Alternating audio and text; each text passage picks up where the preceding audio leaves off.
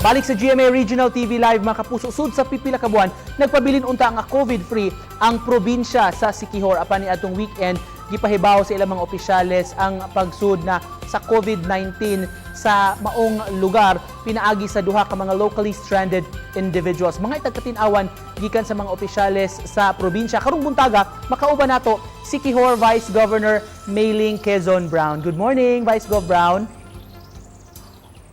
Good morning, Nico ug sa tanan, no? To all the GMA's followers.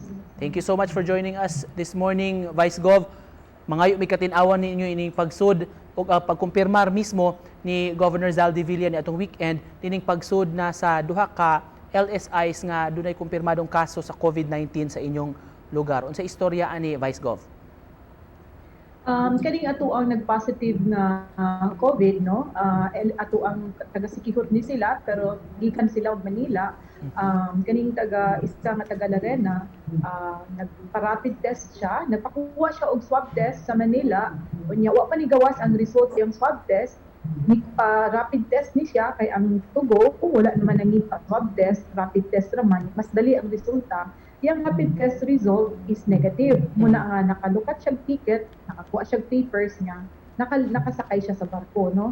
And then on board siya sa barko, gitawagan siya, nakuha na gawas na ang result sa iyang swab test, nga nag-positive siya sa COVID. So pagkabalo na mo nga nagpahibalo na mo ana ni kay murag ang reaction pud sa ato ang LSI, no, murag siyempre nahadlok, nagbuol kay siya ra usa niya nakalitan pud siguro to, nanawag sa iyang pamilya diri sa Siquijor ug iyang pamilya ang nag-inform sa medical personnel nato diri sa isla nga mao po'y nag-confirm pud sa Manila sa ilahang records nila o gikon ni istorya sa iyang result sa doktor gyud mismo, doctor to doctor, unya dito gyud nakita nga positive yun kay amo alang unta wasan niya false positive o naara na mga kuan pero confirmed yun nga naa siya COVID. Tungod kay naglawig na, Vice Gov, so nakapadayon gyud sa biyahe hangtod nga naabot sa isla. Puntang gipaning kamutan, no, nga diretsong admit sa hospital sa Dumaguete aron nga matambalan unya na napaulion sa isla ug na clear na. No, amo nang gi-arrange sa Dumaguete unya dili ang ato amang guna pud ay nga polisiya di sa hospital nga gi-check na siya, gi-ECG, gi-X-ray, nakita nga na siya COVID pero gamay lang daw kaayo ang iyang dili kayo na kagrabe ang kaso. So dili siya ipa-admit. Wala siya gi-admit, gitugtan nga i-admit, gipapauli sa ato sa isla sa Siquijor kay unya nalaman daw og mamugrabe nga di na kaya sa Siquijor nato ibalik dito sa Dumaguete. So sa pagkakaroon ginaatiman siya sa ato ang mga medical personnel, pwedeng kamutan nga mahiulian, no, nga makarecover siya sa dali nga panahon aron nga ma-clear na pud tagbalik amo ang paningkamutan jud, no, kami ni Governor Villa nga paningkamutan namo nga ma-clear ni ato ang mga COVID nga wala ni mo COVID para mobalik na pud ni sa COVID-free na status. So asa man siya karon, Vice, kining atong LSI? Naa siya sa hospital quarantine sa mo ang bagong hospital nga gitukod, no, quarantine facility, isolation facility. So naa siya dito, wala siya kasagol o strictly observed karon under monitoring sa ang medical personnel. As you have mentioned, Vice, so requirement na ninyo sa mga arriving LSIs unsa man kung gikan Manila, hawat kung gikan Cebu, Vice, nga mag-require gud mo og PCR test. Appeal gud mi sa mo ang protocol nga gikan sa high risk area like Manila and Cebu, swab test result, negative swab test result ang amo ang ginakayo. Mubalik ko tong first nga patient, Vice, katong sa Tagalarena. Unsa nahitabo dunam to siya mga nakakuyog pod ng mga LSIs kasakay sa maong barko, kumusta na naka-quarantine ba sa ni sila? Napauli yun nato ng 30, quarantine pa nato sila kay ingon pud sa ato ang mga health personnel hulaton sa gyud mga pila ka adlaw nga exposed sila before i-test kay diha daw makit-an mas accurate ang testing. Unsa, Vice, ang mga measures nga gipatuman ninyo sa provincial government or ma-ensure nga dili gid mo katap ning COVID-19 labi na sa pag-abot-abot unya sa mga locally stranded individuals sa inyong dapit?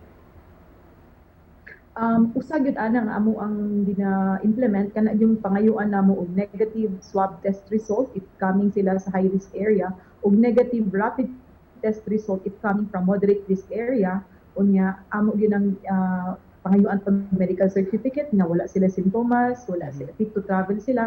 Unya pag abot nila, dili pud na sila basta-basta lang makaadto sa asa sila padulong, kung dili i-test na pud namo sila maski nagnaa kay negative results sa inyong mga test. Pag abot nimo sa Siquijor, i-test gyapon kag utro namo dire.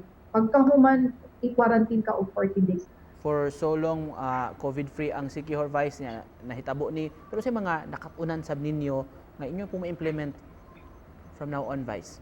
Amo na pong giandam ang among kaugalingon nga labi na karon nga gaabrihay na sa lain-lain nga mga LGUs nga posible gyud nga naay magauli nga unsaon man nato ni atong mga katawhan nga manguli nga naay positive. So amo lang yung giandam nga among preparation nga ang ato ang quarantine facility, isolation facility secure na naatay enough nga kanang healthcare workers nga moalima, moatiman aron maulian sila aron dili mo katag sa local, no? Wala tay local transmission mo gyud na kay murag kani manggong COVID, no? Murag part naman daw ni sa ginatawag nga new normal unsaon pag-manage ang tud wala siya vaccine or wala siya tambal, magapabilin nga naa sa palibot. Quarantine lang gyud sa amo ang paglantaw ang pinaka ibong paagi nga mahunong ang iyang pagdaghan. Kumusta na, Vice, ang moral o reaction sa mga tao sukad ini announcement sa inyong bag-o nga kaso?